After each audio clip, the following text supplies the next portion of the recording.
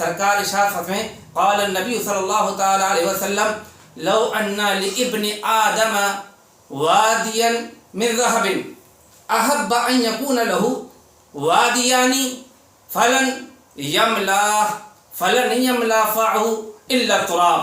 سرکار فرماتے ہیں اے صحابہ لو ان لابن آدم وادیا من ذهب، اے صحابہ اگر ابن آدم کے پاس، یعنی ابن آدم سے مراد کون؟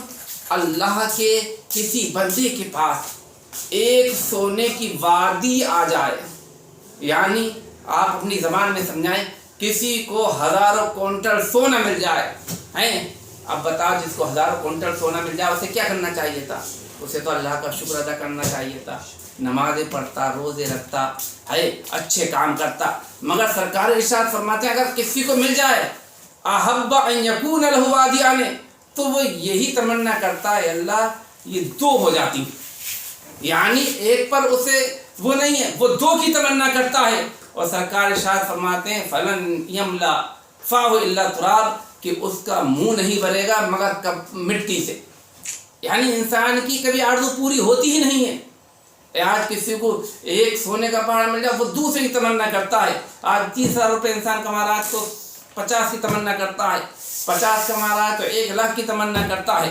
تو یہ زندگی ہے، چلتی رہے گی. مگر انسان کی فکر انسان کی توجہ اپنی زندگی اچھی گزارنے سے زیادہ اللہ کو راضی کرنے پر ہونا چاہیے، اللہ کو راضی کرنے پر ہونا چاہیے. یعنی دیکھو انسان عقل مند ہے، انسان جانتا ہے جب مال بڑھے، دولت بڑھے تو سجدہ بڑھنا چاہیے تھا، نماز بڑھنی چاہیے تھی، اللہ کی عبادت بڑھنی چاہیے تھی.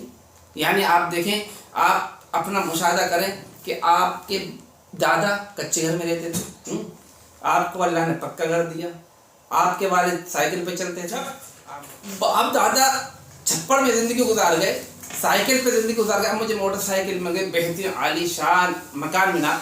تو ہونا چاہیے تھا کہ اللہ کی نعمت بڑھی تو عبادت بڑھنی چاہیے تھی، مگر اس کا برعکس ہو گیا. مسلمان کا معاملہ ایسا بڑھ گیا، دولت زیادہ ملی، سجدے کم ہو گئے، اللہ کی عبادت کم ہو گئی. تو بندے کے لیے سب سے گھاٹی کی بات یہی ہے.